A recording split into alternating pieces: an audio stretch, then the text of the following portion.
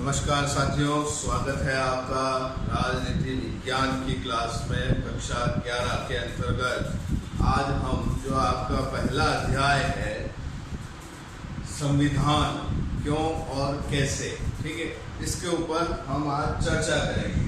ठीक है, देखिए आपने 10th क्लास तक राजनीति विज्ञान के अंतर्गत जैसे कभी केंद्र सरकार का अध्ययन किया होगा, राज्य सरकार का किया, राष्ट्रपति, प्रधानमंत्री, इनका अब तक आपने अध्ययन किया है। अब आगे इसके बारे में अब जैसे थोड़ा डिटेल में अध्ययन करने की आवश्यकता है, तो संविधान से शुरुआत होती है 11th क्लास में। तो अब संविधान क्या है ना?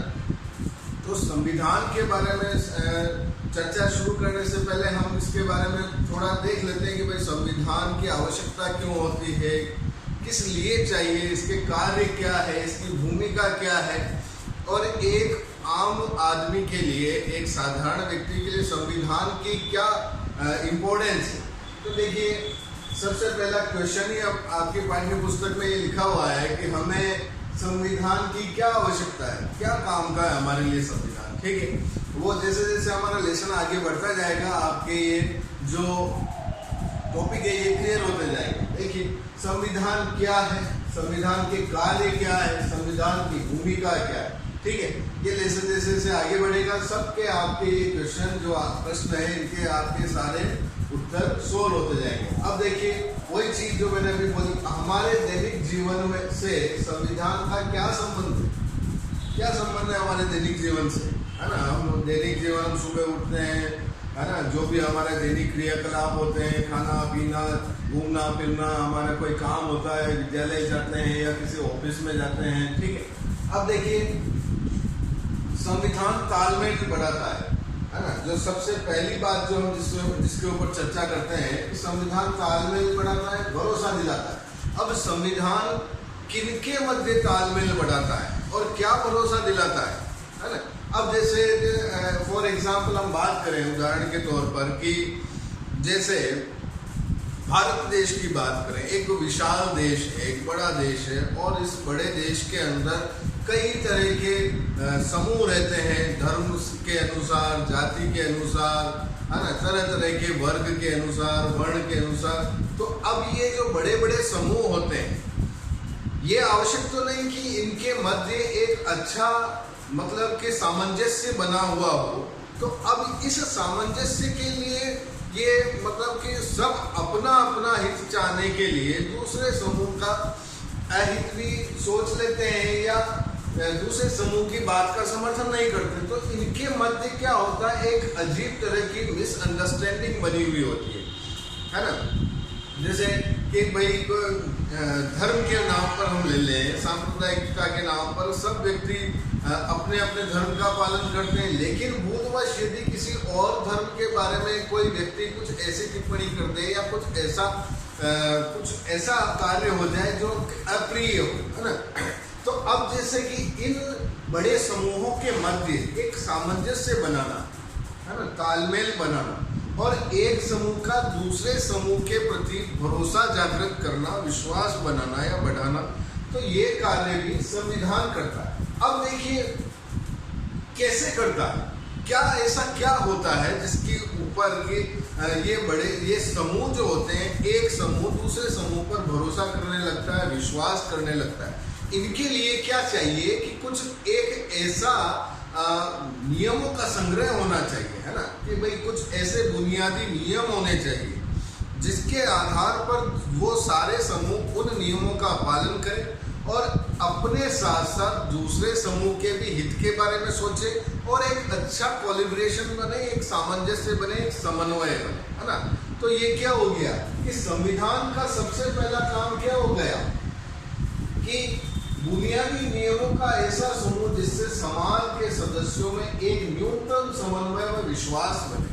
भाई न्यूनतम समन्वय, आज जैसे हम हमारे मित्र भी होते हैं, हमारे मध्य एक अच्छी अंडरस्टैंडिंग होती है, एक समन्वय बना हुआ होता है, वो हमारा कहाँ समझ जाता है, हम उनके समझ जाते हैं। तो क्या है ये एक अंडरस्टैंडिंग। तो संविधान ये जो सामंजस्य बनाने वाली बात है ये संविधान के अंदर निहित होती है ना? देखिए एक लाइन में आपको मैं बता दूं, आगे हमारी चर्चा चलती रहेगी, एक लाइन में आपको ये बता दूं कि संविधान एक सर्वोच्च कानून होता है। संविधान एक सर्वोच्च कानून होता है, सुप्रीम लॉ होता है, जिसके ऊपर उस देश की शासन व्यवस्था निर्भर होती है और वो शासन व्यवस्था सुचारू रूप से चले इन नियमों का पालन करने के आधार पर। ठीक है, तो क्या हो गया, constitution is a supreme law of a country. ठीक है, अब आगे हम बात करें, देखिए निर्णय निर्माण शक्ति की विशिष्टताएं। अब देखिए कि भाई निर्णय लेना क्यों जरूरी है ना, कि भाई जैसे हमारे परिवार के अंदर हम जितने भी सदस्य होते हैं उनमें एक मुखिया होता है और वो मुखिया निर्णय लेता है, उसके आधार पर अन्य सदस्यों को चलना होता है। तो ये निर्णय क्या है, तो यहाँ इस देश में इस संविधान के अंदर या संविधान रूपी व्यवस्था के अंदर निर्णय कौन लेगा, तो निर्णय लेने के लिए भी संविधान में ऐसा प्रावधान रखा गया है। जैसे कि भाई बात करें, संविधान शक्ति के मूल वितरण को स्पष्ट करता है, संविधान तय करता है कि कानून कौन बनाएगा, है ना। तो अब जैसे कि संविधान के अंदर ये होता है कि कानून कौन बनाएगा, अलग अलग व्यवस्थाओं की जब बात कर ली जाए, जैसे राजतंत्र की बात करें कि राजतंत्र जो प्राचीन राजा महाराजा होते थे, उन राजतंत्र के अंदर निर्णय कौन लेता था, है ना। जो राजतंत्र का जो सुप्रीम चीफ होगा या जो मुखिया होगा वही लेगा, है ना। तो सुप्रीम चीफ यानी राजतंत्र में राजा हुआ करता था, तो उस समय निर्णय किसके पास होते थे, निर्णय लेने की शक्ति राजा के पास। उसके बाद बात करें तो पुराना जो सोवियत संघ था, है ना, सोवियत संघ यानी रूस की बात करें, तो उसके अंदर ये अधिकार एक पार्टी को दिए जाते थे, यानी जो पार्टी चुनकर आती थी, है ना, जिनका निर्वाचन हो जाता था, तो वो पार्टी जब सत्ता में हासिल हो जाती, उसकी सरकार बन जाती, तो ये पावर उनके पास होती कि वो क्या निर्णय ले और क्या निर्णय ना ले। ठीक है, तो अब फिर उसके बाद बात करें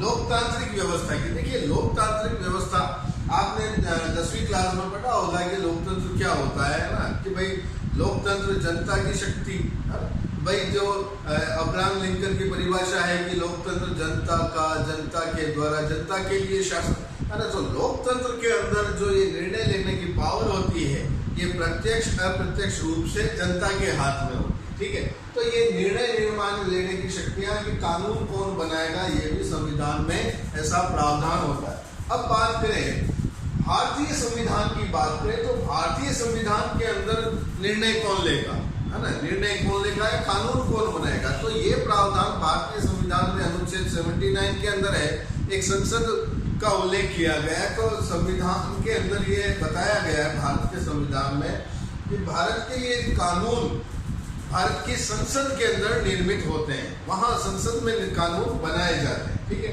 और संसद का जो गठन होता है, संसद बनाने की जो प्रक्रिया होती है, ये भी एक विशिष्ट प्रक्रिया होती है। जो संसद सदस्य होते हैं, सांसद होते हैं, उनका चुनाव करने की भी एक विशिष्ट प्रक्रिया होती है ना। जो चुने हुए यानी जनता चुनती है उन प्रतिनिधियों को, और वो प्रतिनिधि हमारे लिए सदन में बैठते हैं, लोकसभा में, राज्यसभा में, और वो वहाँ कोई कानून प्रस्ताव लाते हैं और फिर बहुमत से वो कानून पास होता है, वो एक प्रक्रिया द्वारा पास होता है। अब बात करें तो फिर क्या होता है कि ये बताया गया है कि संविधान वह सत्ता जो सर्वप्रथम सरकार बनाती है। ठीक है, अब देखिए समाज में निर्णय लेने की शक्ति किसके पास होगी, वह सरकार कैसे बनेगी, है ना। कि भाई जैसे समाज में निर्णय लेने की शक्ति किसके पास होगी और सरकार कैसे बनेगी, ये सारा प्रोविजन की सारी प्रक्रिया भी संविधान हमें बताता है, संविधान के अंदर ऐसा उल्लेख। अब देखिए बात करें सरकार की शक्तियों पर सीमाएं।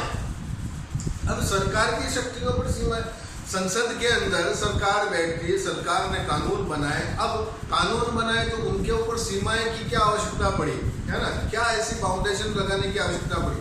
भाई सरकार यदि मनमाने कानून बना दे जो जनता के हित में ना हो, है ना, जनता को और यदि जनता भी अपनी मनमानी करने लग जाए तो उन मनमानी को रोकने के लिए कानून वहां तो उचित है, लेकिन यदि सरकार मनमानी करने लग जाए तो उसके ऊपर भी तो कोई बाउंडेशन होनी चाहिए। तो ये बाउंडेशन ये सीमाएं ये भी तय करता है संविधान, है ना, जिसके अंदर ये बात की जाती है कि जैसे कि यदि नागरिकों को कुछ अधिकार दे दिए जाए, उस देश के नागरिकों को अधिकार दे दिए जाए और उन अधिकारों को देने का काम भी संविधान का है, और यदि सरकार उन अधिकारों के मध्य हस्तक्षेप करती है तो उस हस्तक्षेप को रोकने के लिए भी वहाँ सीमाएं निर्धारित की जाती है। और यदि कोई नागरिक को ऐसा लगे कि मेरे इस अधिकार के अंदर सरकार ने हस्तक्षेप किया है, तो उसे ये भी पावर दी जाती है, उसे ये भी अधिकार होता है कि वो अपने इन अधिकारों के हनन को रोकने के लिए कानून का दरवाजा खटखटा सकता है, न्यायालय में जा सकता है। ठीक है, अब देखिए, और ये जो सीमाएं हैं ये मौलिक अधिकारों से स्पष्ट होती है, जैसे कि भाई हमें हमारा जीवन जीने का अधिकार है, हमें स्वतंत्रता का अधिकार है, हमारा समानता का अधिकार है, हमारा कोई शोषण करे तो उसके विरुद्ध भी हमें अधिकार है, और देश में कहीं घूमने फिरने की हमें स्वतंत्रता है, हमें हमारे मनपसंद का रोजगार करने की स्वतंत्रता है, तो और हमें हमारी वेशभूषा को धारण करने की स्वतंत्रता है। तो ये सारे जो अधिकार है ये हमें संविधान प्रदान करता है, और इन अधिकारों में यदि सरकार का या राज्य का कोई हस्तक्षेप होता है तो संविधान ही हमें ये सुविधा देता है कि आप इसका उपयोग करके न्यायालय में जा सकते हैं यदि आपके अधिकारों का हनन हुआ है। ठीक है, अब आगे बात करें कि सरकार को ऐसी क्षमता, संविधान सरकार को ऐसी क्षमता दे जिससे जनता की आकांक्षाओं को पूरा कर सके और एक न्यायपूर्ण समाज की स्थापना हेतु उचित परिस्थितियों का निर्माण कर सके। ठीक है, अब जैसे संविधान में सरकार का निर्माण कैसे हुआ ये हमें बता दिया, ये इसका वर्णन हो गया।